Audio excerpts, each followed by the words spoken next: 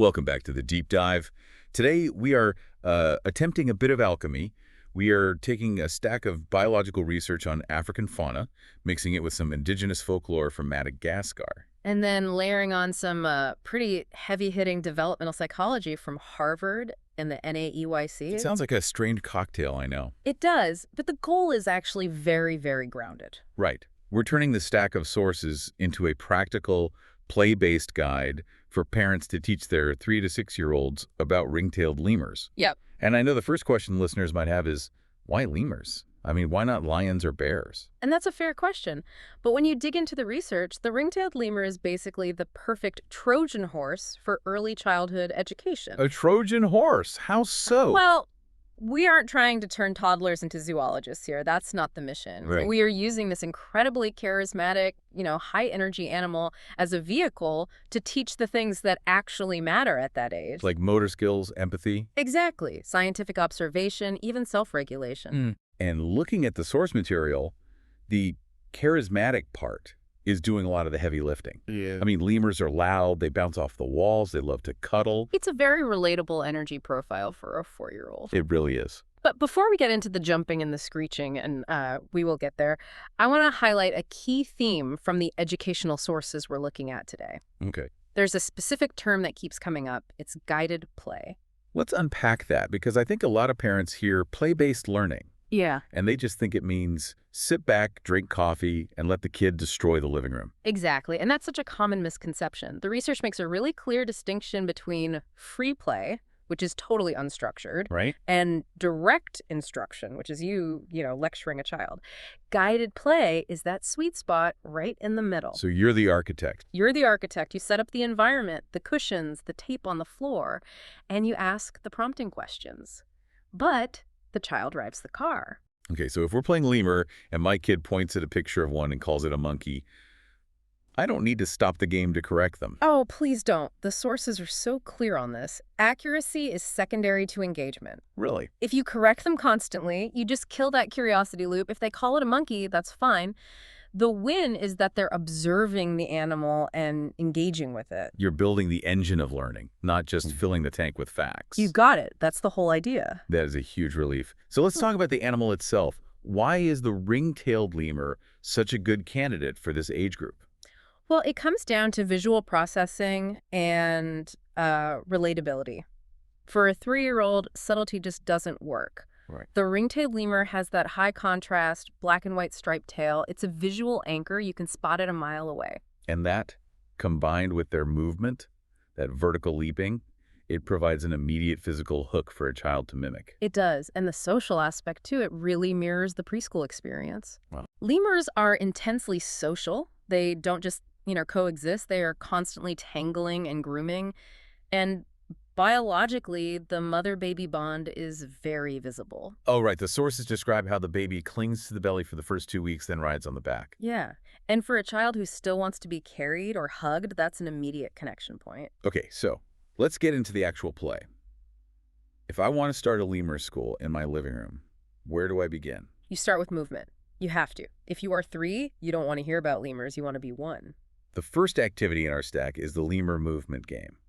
And the setup is incredibly low-tech. You just create islands in your living room using sofa cushions or pillows. The floor is lava, or in this case, the forest floor of Madagascar where, predators might live. Right. The goal is leaping. But we have to bust a myth here. I think cartoons have done a bit of a disservice to the lemur brand. They really have. The sources are absolutely adamant. Ring-tailed lemurs do not hang by their tails. They're not spider monkeys. Not at all. So if you catch your kid trying to hang off the climbing frame by their knees shouting, "I'm a lemur," that is a teachable moment. A gentle one, yes. You can explain, hey, lemurs actually use their tails like tightrope walkers. And that brings us to the second activity, the balanced tail. You take a scarf or a ribbon and just tuck it into the back of the child's waistband. And suddenly they have a tail. Then you put a line of painter's tape on the floor or find a curb outside. And have them walk it. It sounds so simple, but you're training proprioception. Body awareness. Yeah, the brain knowing where the limbs are in space. The sources use this great analogy for the parent's role here, bumper bowling. I loved that visual. It's so perfect. Isn't it? You provide the lane, and the bumpers, the tape, the safe environment, but the child has to roll the ball. They have to wobble. If they step off the tape, their brain registers that tiny error and it corrects it. That is physics, learned through the muscles. It is. Now, obviously, you can't have a kid jumping and balancing at 100 miles per hour forever. Eventually, the battery runs out. It always does. And the sources mention a behavior that is perfect for regulating that energy crash. It's called sun worship. This is one of the most striking behaviors in the whole animal kingdom. In the early morning, ring-tailed lemurs sit upright, legs crossed, arms spread wide. Exposing their white bellies to the sun, they look like they are in a deep, meditative trance. Biologically, they're just warming up, right? Thermoregulating. They need the sun to get their metabolism going after a cold night. But for a parent, this is the yoga moment. It is. It's how you transition from chaos to calm without a fight. You just find patch of sun on the rug, sit like a lemur, and just feel. Yes. And you ask questions about sensation. Is your belly warm? How does the sun feel on your arms? You're teaching them to check in with their physical state. And to give this some narrative weight, we have that beautiful Malagasy folktale from the source material. Lemur and the Lost Sun. It's such a lovely connection to indigenous knowledge. The story goes that a long time ago, the world was cold and dark, and a brave little lemur climbed the tallest tree to call the sun back. And when the sun finally returned, the lemur sat with his arms wide open to catch the warmth, to say thank you. It's just such a great way to frame it. It gives the child a why for sitting still. It's not a timeout, it's a ritual. Exactly. That narrative structure helps the child self-regulate. It turns calming down into a game. Speaking of games involving others, let's look at the social structure. This was surprising to me. Ring-tailed lemur troops are female-dominated. It's rare in mammals, but yes. The females run the show. They get the best food, they lead the troop to water, they defend the territory. So foreplay, this translates to troop role play. Essentially, follow the leader. But with a little twist. The leader, the mother lemur, isn't just the boss. The sources emphasize that the leader has responsibilities. Right. She has to find the fruit. She has to spot the predators. That's a key distinction for a child. Leadership isn't just telling people what to do, it's keeping them safe. It teaches cooperation. If you have siblings, this is gold. You rotate the leader role.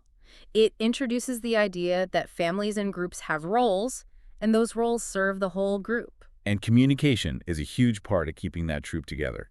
And lemurs are, well, they're vocal. To put it mildly, yeah. The sources list chirps, wails, a meow that sounds like a cat, and a bark that sounds like a dog. Which is a great phonological exercise. You can play a sound game, you assign meanings to the noises. Oh, like if I meow, it means where are you? Exactly. If I bark, it means danger, run to the sofa.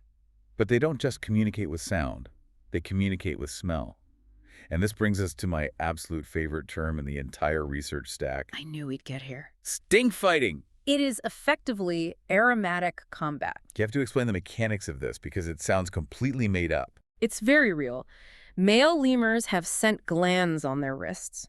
And when they get into a dispute, maybe over territory, they don't usually resort to violence. Okay. Instead, they rub their tails between their wrists to load them up with this musk.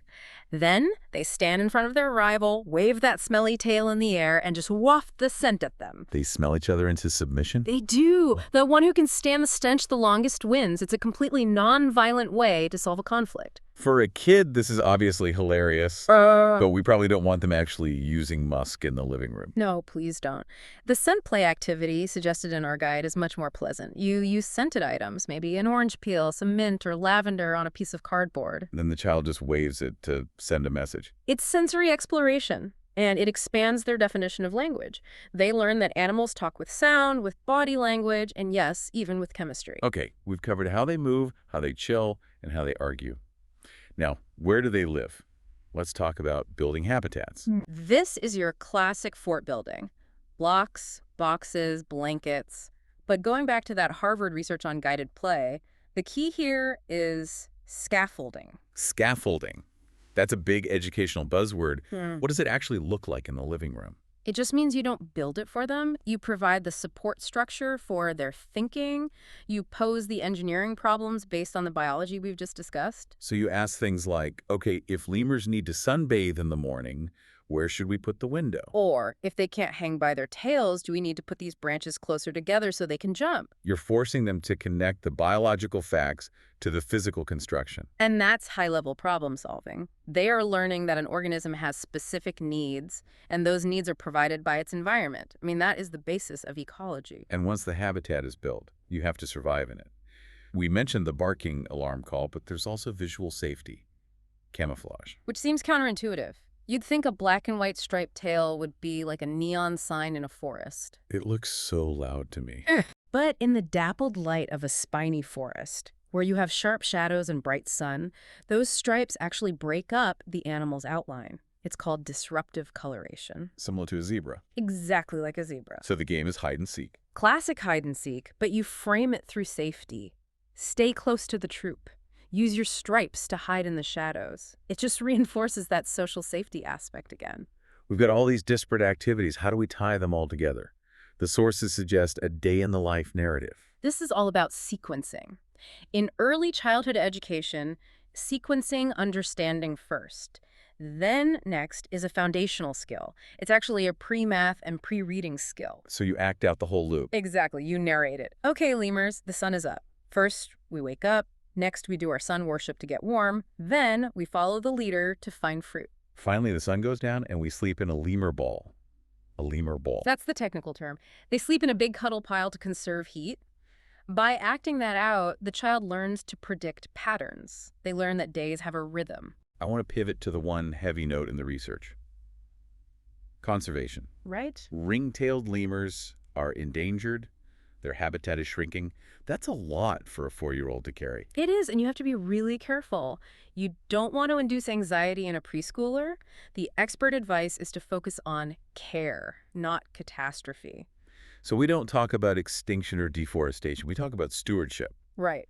You frame it as, we need to keep the forests healthy so they have a home. And then, and this is the important part, you connect it to an action the child can actually do right now. The sources suggested things like watering a houseplant or picking up a wrapper on the street. Simple acts of care. You just say, just like we take care of this plant, people in Madagascar take care of the forest. It builds empathy and agency. It empowers them to feel like a helper rather than scaring them with problems they can't solve. That's a really healthy approach. Yeah. Now, just to manage the expectations of the parents listening, we've thrown a ton of activities at you. Do we need to run a full Lemur Academy curriculum every single day? Absolutely not. And please don't. The goal of play is joy. If it becomes a chore, the learning stops. You don't need to check every box. And what if the kid decides that lemurs actually eat pizza and live on Mars? Let them have the pizza. At this age, 3 to 6, we are building concepts, not memorizing encyclopedias. If they grasp that animals have needs, that they move differently than we do, and that they live in families, you have won. You've already won. You have. They're building executive function and vocabulary. The Latin names can wait. And repetition is okay. If they just want to do the floor is lava jumping game for a week straight, Let them jump. Repetition builds mastery. If they're obsessed with the jumping, it just means their brain is currently working hard on mastering that motor skill. So ride the wave. So the mission here is simple. We aren't just killing time until nap. No, play is the engine. When your child balances on that tape, they're learning physics. When they build the fort, they're learning engineering. And when they wave a scented sock at you, They're learning diplomacy. in a way, yes. They are learning that communication is complex. You know, I'm still stuck on the stink fighting. It's just such a vivid image. It really is. But there is something genuinely profound about it. There is. It's funny to imagine world leaders waving scented tails at each other, but it highlights that nature is incredibly creative when it comes to conflict. It's not just fight or flight. No. There's a whole spectrum of communication, posture, sound, smell that resolves issues without violence. It reminds us that there are 1,000 ways to solve a problem if you're willing to think outside the box. Or the scent gland. Or the scent gland. I'll have to keep that in mind the next time I'm in a heated meeting. Just waft a little lavender and see what happens. You know how that works out for you. I will. That's it for this deep dive into lemur learning. Thanks for exploring with us, and happy playing.